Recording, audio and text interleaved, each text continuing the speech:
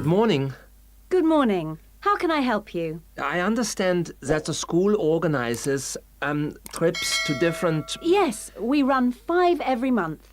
3 during weekends and 2 Wednesday afternoon trips. What sort of places? Well, obviously it varies, but always places of historical interest, and also which offer a variety of shopping because our students always ask about that. And then we go for ones where we know there are guided tours because this gives a good focus for the visit. Do you travel far? Well, we're lucky here, obviously, because we're able to say that all our visits are less than 3 hours' drive. How much do they cost? Again, it varies. Between £5 and £15 a head, depending on distance. Uh-huh. Oh, and we do offer to arrange special trips if, there are more than 12 people. Oh, right. I'll keep that in mind. And what are the times normally? We try to keep it pretty fixed so that students get to know the pattern. We leave at 8:30 a.m. and return at 6 p.m. We figure it's best to keep the day fairly short. Oh, yes.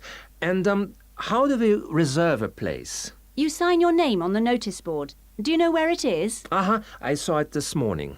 And we do ask that you sign up 3 days in advance, so we know we've got enough people interested to run it, and we can cancel if necessary, with full refund, of course. That's fine, thanks.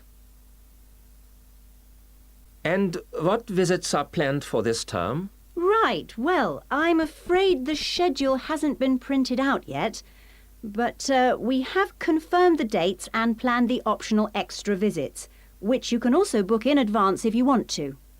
Oh, that's all right. If you can just give some idea of the weekend ones, so I can, work out when to see friends, etc. Oh, sure. Well, the first one is St. Ives. That's on the 13th of February, and we'll have only 16 places available, because we're going by minibus. And that's a day in town with the optional extra of visiting the Hepworth Museum. All right, yeah, that sounds good. Then there's a London trip on the 16th of February, and we'll be taking a medium-sized coach, so there'll be 45 places on that. And let's see, the optional extra is the Tower of London. Oh, I've already been there. After that, there's Bristol on the 3rd of March. Where? Bristol. Bristol. Okay. That's in a different minibus with 18 places available. Oh, and the optional extra is a visit to the SS Great Britain. Okay. We're going to Salisbury on the 18th of March, and that's always a popular one because the optional extra is Stonehenge. So we're taking the large coach with 50 seats. Oh, good. And then the last one is to Bath on the 23rd of March. Oh, yes. Is Bath the Roman city? Yes, that's right. And that's in the 16-seater minibus. And where's the optional visit? It's to the American Museum. Well worth a visit. Okay, well, that's great. Thanks for all that. My pleasure. Oh, by the way, if you want more information about any of the trips, have a look in the student newspaper. Okay. Or have a word with my assistant. Her name is Jane Yentob. That's Yentob. Right, I've got that. Thank you very much for all your help. You're very welcome. I hope you enjoy the trips. Good afternoon, everybody, and welcome to Riverside Industrial Village. To start your visit, I'm just going to give you a brief account of the history of the museum before letting you roam about on your own. I won't keep you long, OK? Now, from where we're standing, you've got a good view of the river over there.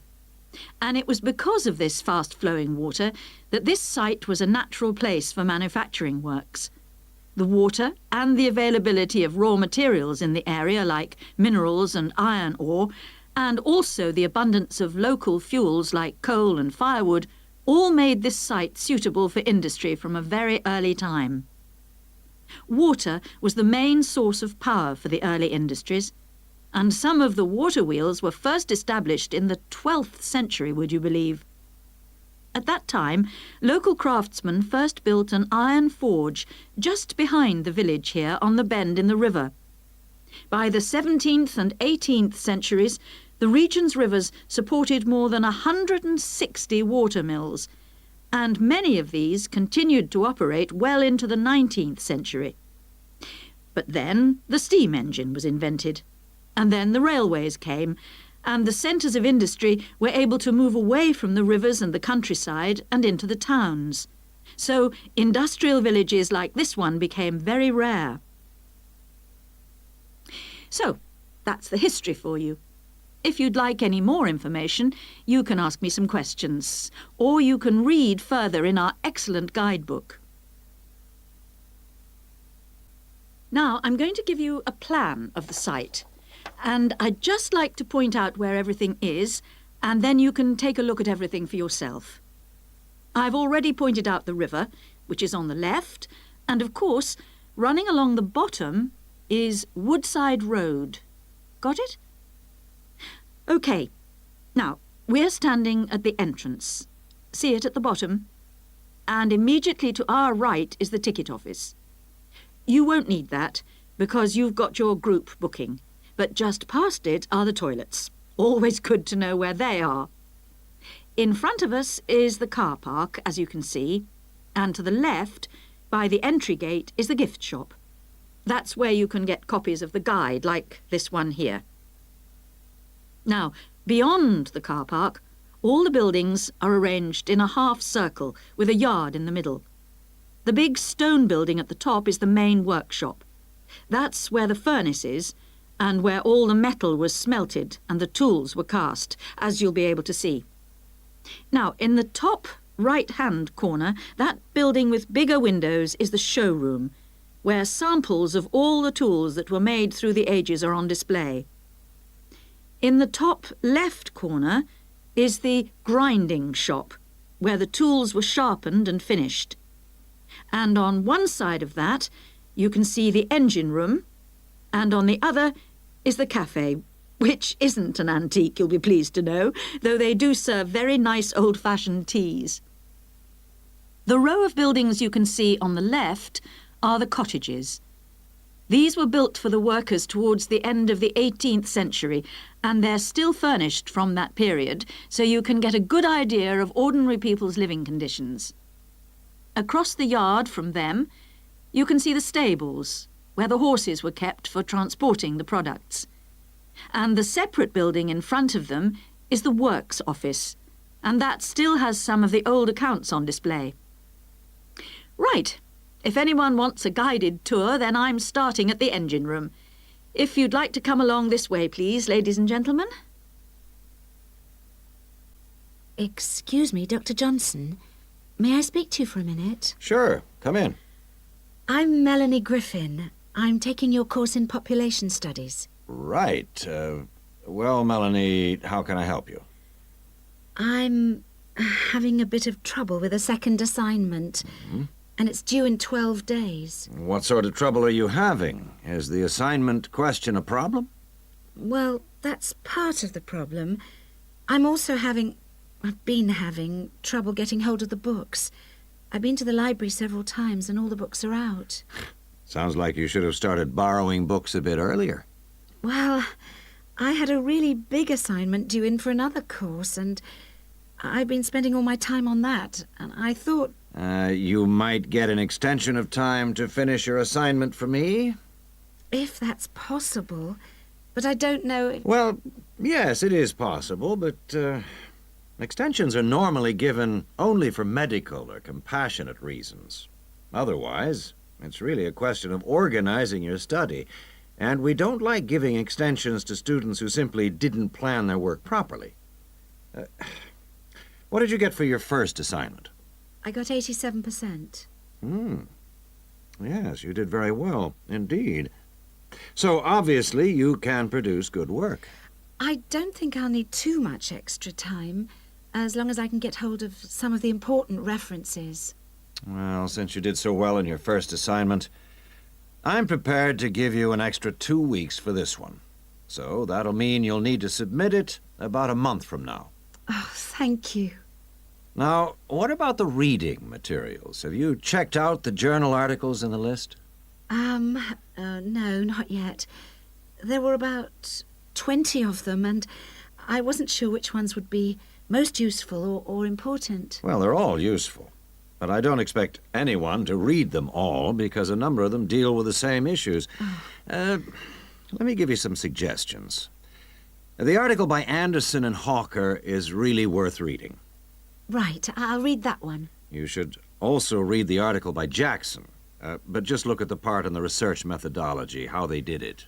Okay, Jackson. Got that. And if you have time, the one by Roberts says very relevant things, although it's not essential. So, okay, if it's useful, I'll try and read that one. Now, the one by Morris. I wouldn't bother with that at this stage if I were you. Okay, I won't bother with Morris. Oh, now, someone told me the article by Cooper is important. Well, yes, in a way. But just look at the last part, where he discusses the research results. And lastly, there's Forster. I can't think why I included that one. It's not bad, and could be of some help, but not that much. Now, let's deal with the assignment question. What's the problem there? It's the graph on page 2. What seems to be the problem? It's just the bar graph showing reasons why people change where they live. Well, I've got a photocopy, but the reasons at the bottom are missing. Ah, okay. Look at the first bar on the graph. Now, that indicates the number of people who move because they want more space. Oh, I see. Bar 1. Okay. Now, what about the next bar? Bar 2 is to do with the people living nearby, disturbing them. So they chose to move away to somewhere quieter. Now let's look at bar number 3. Another reason people change their place of living is because they want to be closer to the city. Okay. Proximity to the city is an issue. Now, bar number 4 refers to problems when the owner of the property won't help fix things that go wrong. In other words, the owner is not helpful, and so the tenants move out. Okay. Now, what about bar 5? Bar 5 is about those people who move because they need a bus or train to get them into the city or to go to work. Okay. And bar 6? Bar number 6 is interesting. That reason was given quite a lot. People moving because they wanted to be in a more attractive neighborhood. Oh, yes. Thank you very much. Good day, ladies and gentlemen. I have been asked today to talk to you about the urban landscape. There are 2 major areas that I will focus on in my talk: how vegetation can have a significant effect on urban climate, and how we can better plan our cities using trees to provide a more comfortable environment for us to live in. Trees can have a significant impact on our cities. They can make a city as a whole a bit less windy, or a bit more windy if that's what you want. They can make it a bit cooler if it's a hot summer day in an Australian city, or they can make it a bit more humid if it's a dry inland city. On the local scale, that is in particular areas within the city, trees can make the local area more shady, cooler, more humid and much less windy. In fact, trees, and planting of various kinds, can be used to make city streets actually less dangerous in particular areas. How do trees do all that, you ask? Well, the main difference between a tree and a building is a tree has got an internal mechanism to keep the temperature regulated.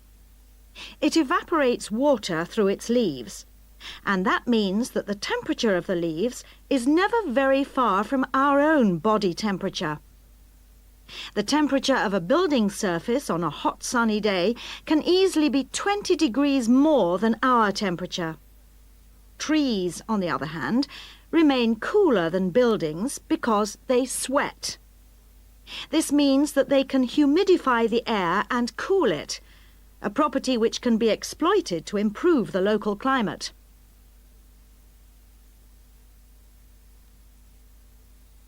Trees can also help break the force of winds. The reason that high buildings make it windier at ground level is that as the wind goes higher and higher, it goes faster and faster. When the wind hits the building, it has to go somewhere. Some of it goes over the top, and some goes around the sides of the building, forcing those high-level winds down to ground level. That doesn't happen when you have trees. Trees filter the wind and considerably reduce it, preventing those very large, strong gusts that you so often find around tall buildings. Another problem in built-up areas is that traffic noise is intensified by tall buildings. By planting a belt of trees at the side of the road, you can make things a little quieter, but much of the vehicle noise still goes through the trees. Trees can also help reduce the amount of noise in the surroundings, although the effect is not as large as people like to think. Low-frequency noise in particular just goes through the trees as though they aren't there. Although trees can significantly improve the local climate, they do, however, take up a lot of space. There are root systems to consider, and branches blocking windows and so on. It may therefore be difficult to fit trees into the local landscape. There is not a great deal you can do if you have what we call a street canyon, a whole set of high-rises enclosed in a narrow street. Trees need water to grow. They also need some sunlight to grow, and you need room to put them. If you have the chance of knocking buildings down and replacing them, then suddenly you can start looking at different ways to design the streets and to introduce tree planting. Sarah, I've heard that you want to move into a homestay family. Is that correct? Yes, that's right. I've been staying with my aunt, and now my cousin is arriving from Singapore, and my aunt needs the room for him. Oh, that's bad luck. Well, I'll need to get some particulars first. Sarah, what's your full name? Sarah Lim, and that's Sarah without the H at the end. How old are you, Sarah? 23, only just. It was my birthday on the 21st of August. Happy birthday for yesterday. How long have you been in Australia? A year in Adelaide and 6 months in Sydney. I prefer Sydney. I've got more friends here. What's your address at your aunt's house?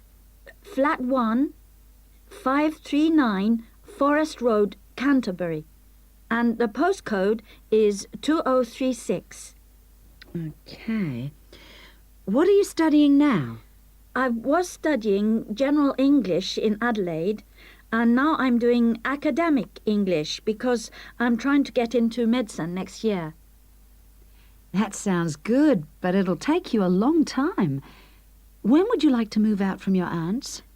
My cousin arrives on Friday morning, so I'd better be out on Thursday. What, the 7th of September? Yes, that's right. That doesn't leave us much time. Right, okay. I need to know what kind of accommodation you'd like so I can get you something suitable. Can I share a room with someone else? I've been alone in my room at my aunt's, and I've always shared with my sister, and I like that. Yes, fine. That'll save you money, too. Would you like to live with a family, or do you think that a single person would be better for you? I have lots of very nice single people on my books. Do you have any women living alone, retired women? Yes, I have quite a few whose children have grown up and left home. In fact, I have some really lovely retired ladies living by themselves who just love the company of students. Most of them live in flats, but that's not a problem for you, is it? Not at all. I'm used to that. My aunt lives in a flat too, remember? I'm not used to a big house with a garden, swimming pool, pets and all that. Okay, fine. I know quite a bit about what you want now. I should let you know that your rent will be $160 per week. You'll have to pay me $320 as a deposit before you move in. The deposit is as insurance in case you break something. You'll need to pay monthly to me by cash or cheque, I don't mind. You don't need to pay for gas, electricity or water, but you will need to pay your proportion of the phone bill. Most families do that on an honour system, but you'll have to wait and see. Have you got any more questions for me? When will you know where I can go? I'll work on it now. So come and see me tomorrow, and I should have some news for you then. Thanks a lot. Goodbye. See you tomorrow. After lunch would be better for me. OK. See you then. Bye. Good evening. And in this week's edition of Focus on the Arts, Jane Hemington is going to fill us in on what's in store for us at this year's Summer Festival. Over to you, Jane. Thank you, Jeffrey. This year, the Summer Festival is the biggest we've ever seen, so there should be something for everybody. This is the third year they've run it, and the timing's slightly different. For the last couple of years, it's been around the 5th to 17th, but this year, they wanted to allow everyone enough time to recover from the 1st of January celebrations, and they've put it at the end of the month. The program has sensational theater, dance, and also a large number of art exhibitions. But the thing the festival is most famous for is its great street music. For today's report, though, Jeffrey, I'm looking at some of the theatrical events that you might like to see. In particular, at this year's theme, circuses. I'm going to tell you about 2 circus performances, but there are plenty of others in the program. I've chosen these because they represent distinct movements within circus performance. The first is the Circus Romano from Italy. As this is a traveling circus, it follows a long tradition by performing in a marquee, which is really like a canvas portable building, usually put up in a green space or car park rather than in a theater or stadium. Aside of this, Circus Romano isn't at all like the traditional circuses I grew up with. There are no animals, just very talented clowning and acrobatic routines. The show has a lot of very funny moments, especially at the beginning. But the best part is the music and lighting. They're magical. At $45, it's very expensive anyway. It's really for adult tastes. In fact, much of it would be wasted on children, so I suggest you leave them at home. The second circus performance is Circus Electrica at the Studio Theater. The purists are suggesting that this isn't a circus at all. It's a showcase for skills in dance and magic, rather than the usual ones you expect in a circus. With only 6 performers, it's a small production which suits the venue well. The studio only seats about 200 people. For my money, it's the aerial displays which are outstanding, as well as the magical tricks, features which are missing from Circus Romano. An interesting feature of the show is that the performers are so young. The youngest is only 14, but it's still well worth seeing. A good one for the whole family. And finally, as it's summer, you may wish to see some of the festival performances that are being presented outdoors, like the famous Mekong water puppet troupe performing in the city gardens this week. Now, water puppetry is amazing. It's large puppets on long sticks, controlled by puppeteers standing waist deep in the lake. The puppets do comedy routines, and there is some terrific formation dancing. This is a fantastic show, and the best moment comes at the end, seeing the puppeteers. When the troupe walks up out of the water, you get this amazing feeling. It's really hard to believe that what you've been watching is lifeless wood and cloth. As an adult, I had a great time, but I did note that other older people in the audience weren't quite as taken with it as I was. It's a must for young children, though, and that's the audience it's really aimed at. Well, that's all I've time for today, but I'll be back next week with more news of what's worth seeing and what it's best to miss. Hello, I'm Dawn Matthews. Yes, hello. I've been referred to you because I'm inquiring about the refresher courses that you run. I'd like to find out a bit more about them. OK. Well, we run quite a few different short courses for students who are either returning to study or studying part-time. Tell me about your situation. Well, I think that I really need some help in preparing for the coming semester, especially to build up my confidence a bit and help me study effectively because, you see, I've been out in the workforce for nearly 12 years now, so it really is a long time since I was last a student. Yes, it can seem like a long time, can't it? Well, let me start by telling you what courses we have that might suit you. Are you an undergraduate or a postgraduate, arts or sciences? Undergraduate, and I'm in the business faculty. Right then.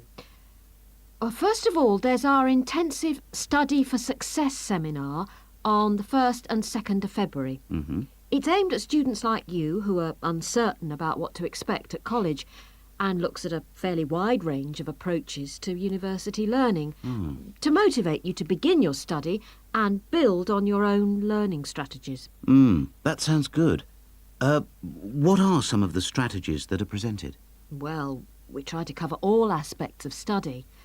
Some of the strategies in writing, for example, would be improving your planning for writing, organising your thinking, and building some techniques to help you write more clearly. With reading, there'll be sessions aimed at getting into the habit of analysing material as you read it, and tips to help you record and remember what you've read. It really is very important to begin reading confidently right from the beginning. There's also advice on how to get the most from your lectures and practice in giving confident presentations, as well as how to prepare for exams. What about the motivational side of things? Well, there's a range of motivational exercises that we do to help the students feel positive and enthusiastic about their study. The process of learning and exploring a subject can lead to a whole new way of looking at the world, and the study skills and techniques that you build up can be applied in all sorts of different ways. Actually, I'm very excited about the whole thing of taking up studying again, but, you know, I'm a little nervous about whether I'll manage to get everything done. I suppose it's the same for all mature students. Of course it is. Two of the key components of the course are time management and overcoming procrastination. People discover that once they learn to plan their days, all the work can be accomplished and there'll still be time for leisure. Is there an enrolment fee? Well, just a minute, let's see. The cost is £30, which includes all course materials and morning tea. You have to arrange your own lunch. Well, that wouldn't be a problem. I already make sandwiches for my 3 kids and my wife and myself every day. I won't have to change my routine. No. Now, I need to tell you that this is a very popular course, and it's essential that you book well ahead of time. In fact, the course convener tells me that there are only 5 places left. What other course might be good for me? There is one other that you could benefit from. It's simply called Learning Skills for University Study and is on 3 consecutive mornings, starting on a Monday from 9 to 12, and costs £25. This is aimed at upgrading the study skills most school leavers have and help them cope with the increased demands of university study.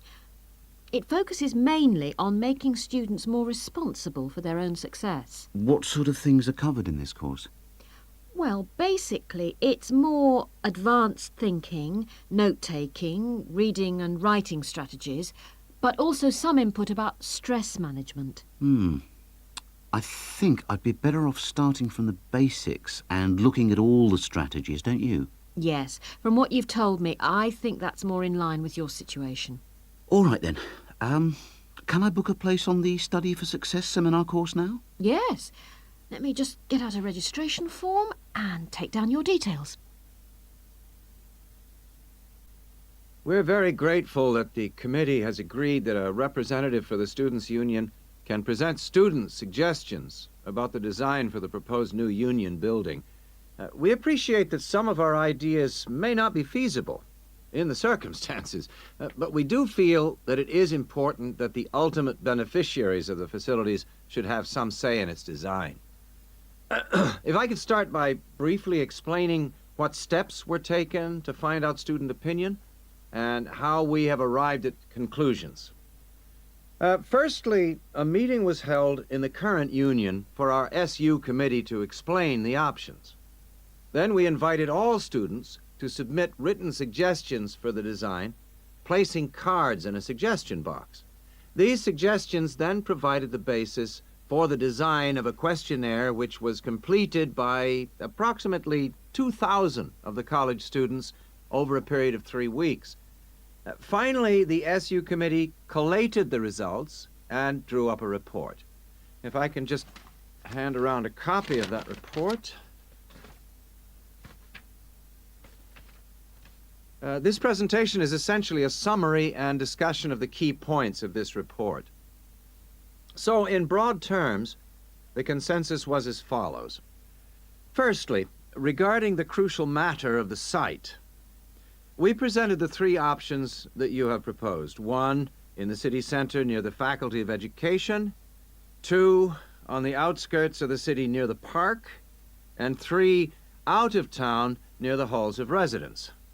We asked students to cite reasons for and against these sites, and there was remarkable agreement on all 3. Site 1 was unpopular because of traffic and parking problems. Site 2 had a number of supporters, mainly because it was close to most lecture rooms. And Site 3, out of town near the halls of residence, was clearly the most popular because of access from living quarters. It was clear that the union was mainly to be used after lectures. It was also felt that the larger site would allow more room for a choice of facilities.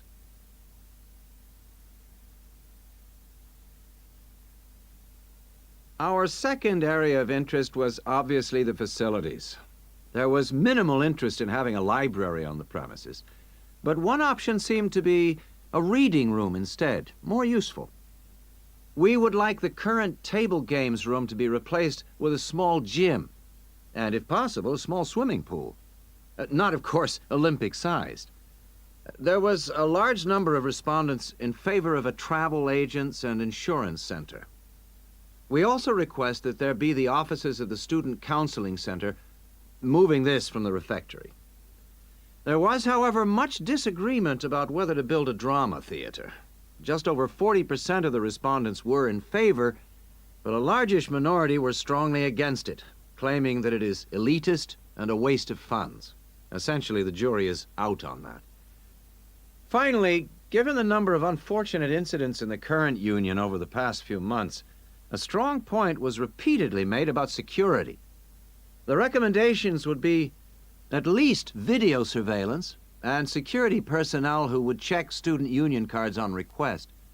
We doubt if it would be feasible to have a check at reception of all people coming in.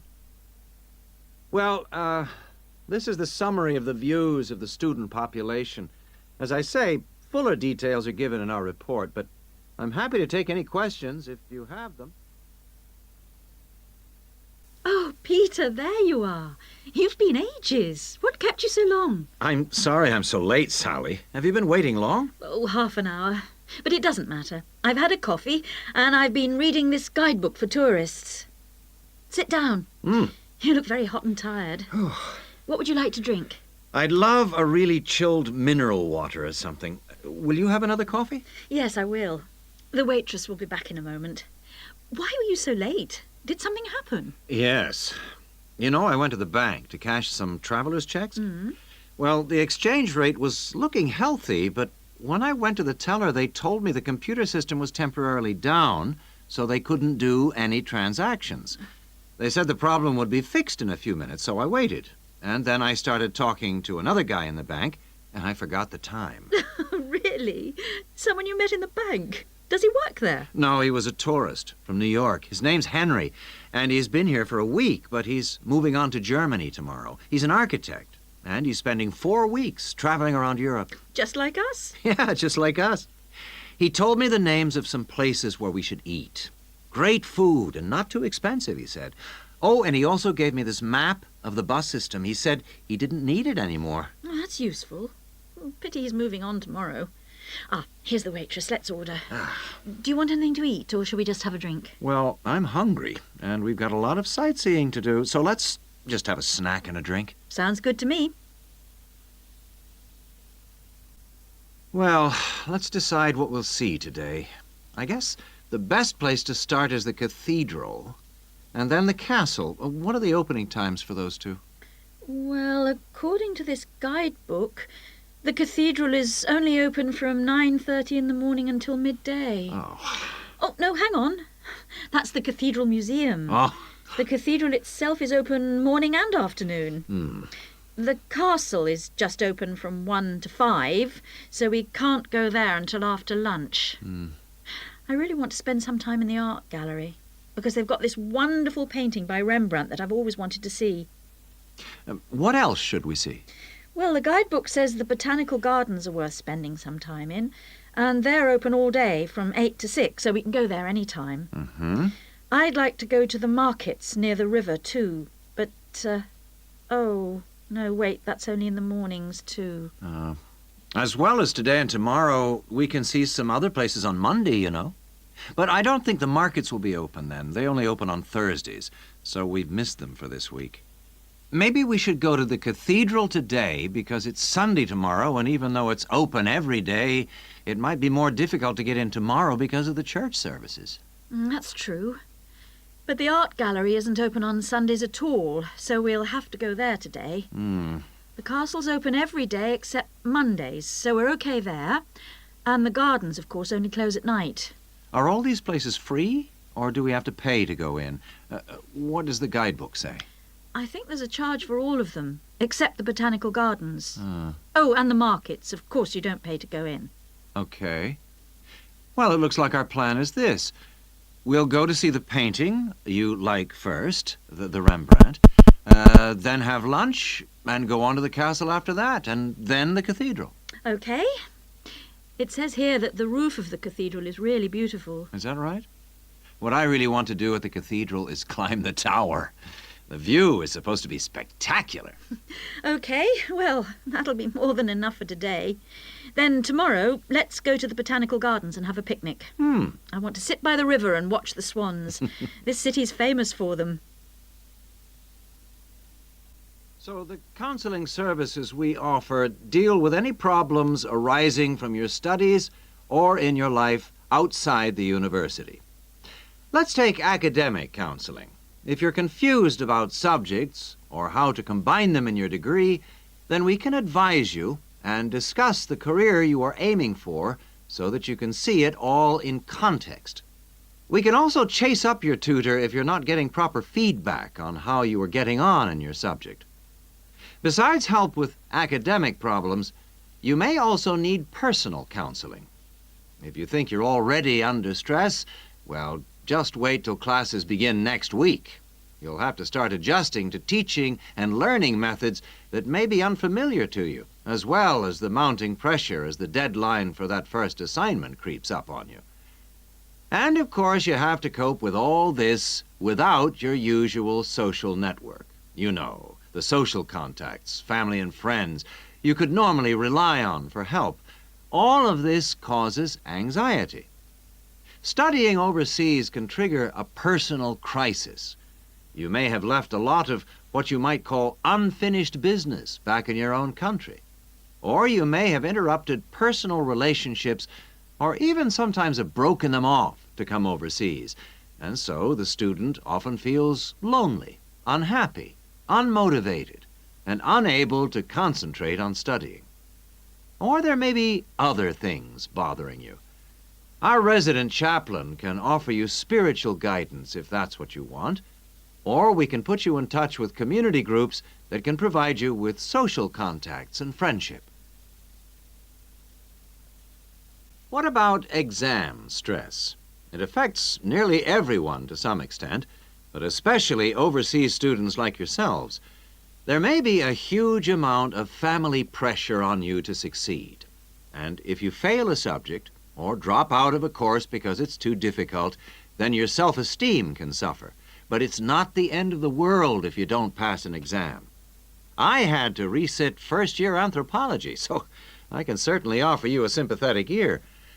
Anyway, exam failure can lead to worrying changes in the way you normally behave.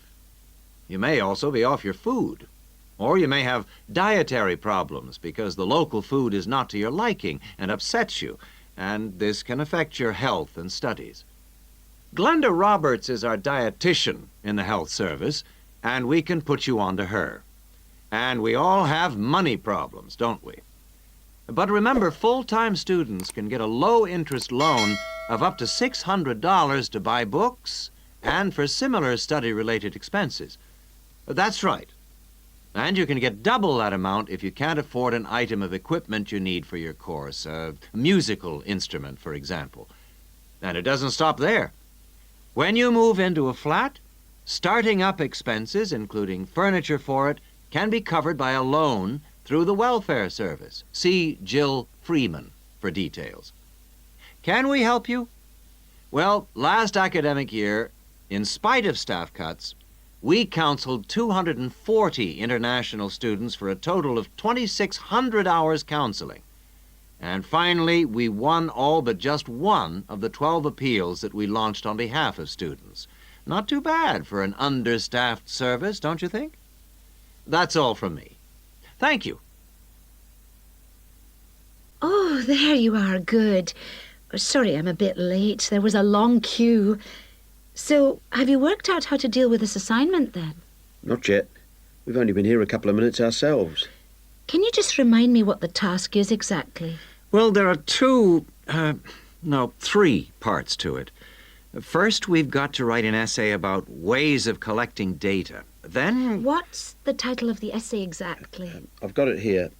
Assess the two main methods of collecting data in social science research. And how much do we need to write?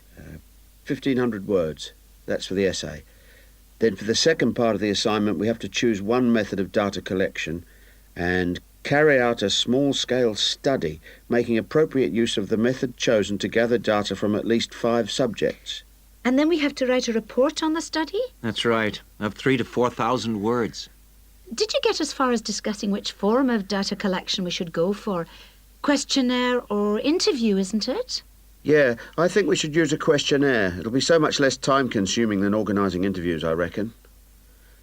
Once we've agreed on the wording of it, we only have to send it out and wait for the responses.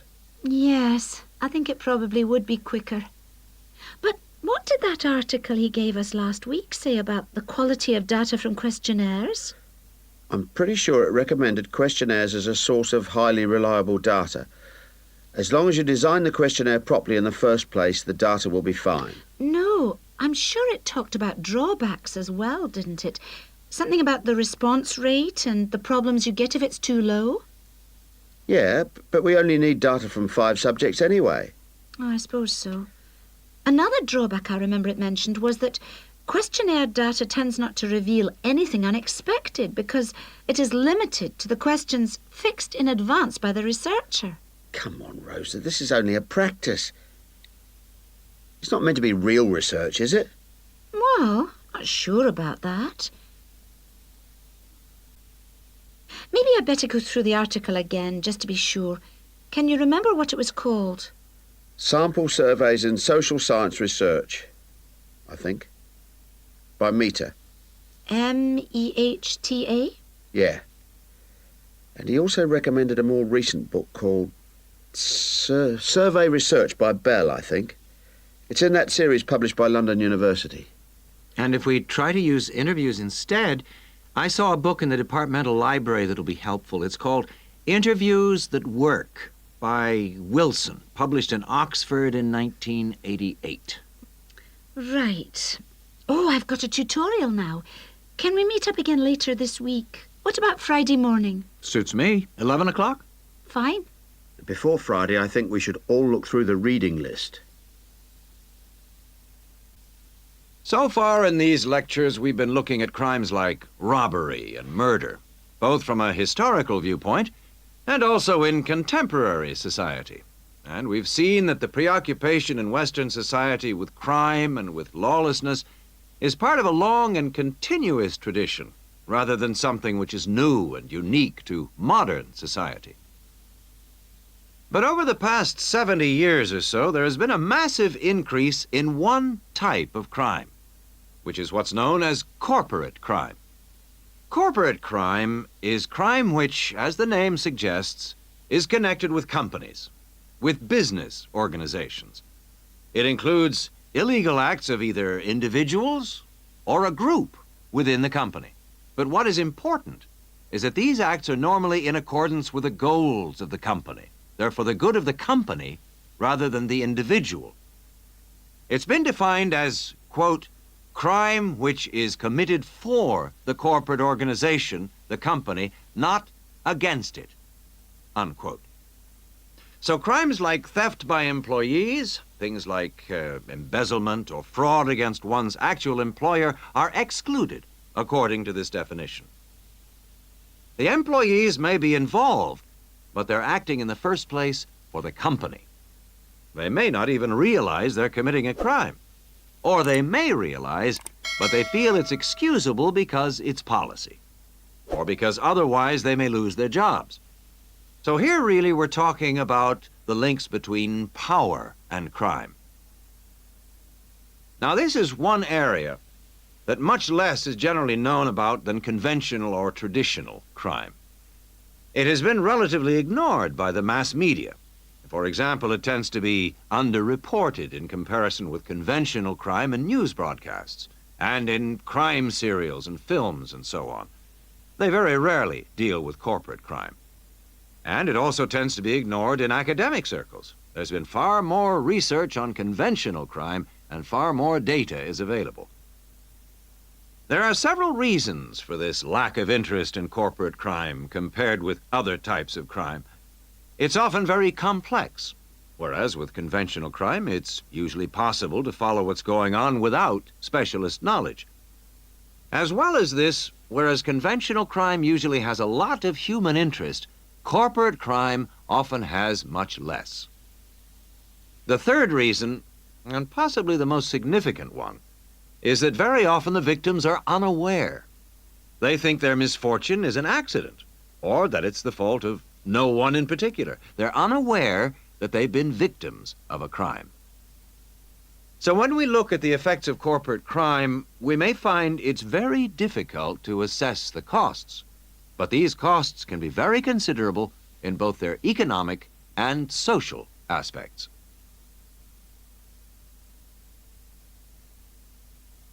Let's look at the economic costs first. For example, if a company is producing fruit juice and it dilutes its product so that it's just a little below the concentration it should be, many millions of people may be paying a small amount extra for their carton of orange juice. Now, small amounts like this may seem insignificant for individual customers, too small to worry about. But for the company, this deception might result in massive illegal profit. However, all studies of corporate crime agree that the individuals are in fact deprived of far more money by such crime than they are by conventional crime like robbery and theft. In addition to this, we have to consider the social costs of corporate crime, and these are again very difficult to assess, but they are considerable. They're important because they can undermine the faith of the public in the business world, and also, more importantly, because the main group of people they affect are in fact not the richer sections of society, but the poorer. So here, companies are robbing the poor to benefit the rich. There are two more points to do with corporate crime that I'd like to illustrate with reference to a specific event which occurred several years ago. This was an explosion of a large oil tanker, which caused the loss of more than 50 lives of the crew. It was an explosion which never should have happened, and a subsequent inquiry laid the blame not on anyone who had actually been on the tanker at the time, but on the owners of the tanker. They had deliberately decided not to carry out necessary repair work on the tanker as it was due to be sold, and it was this lack of repair work which was directly responsible for the explosion. Now, this illustrates 2 points to do with corporate crime. First of all, that it does not have to be intentional. The owners of the tanker certainly did not intend it to explode, but very serious consequences can result from people or organizations not considering the possible results of their actions seriously enough. The main crime here was indifference to the human results, rather than actual intention to harm anyone. But that didn't make the results any less tragic. And this leads me to my second point, that corporate crime can have very severe consequences. It's not just a matter of companies making bigger profits than they should do, but of events which may affect the lives of innocent people. And yet very often, companies, because they say they didn't intend to harm anyone, can avoid taking responsibility for the results of their actions. And that has been a very dangerous loophole in the law. Now, a further example of corporate crime was that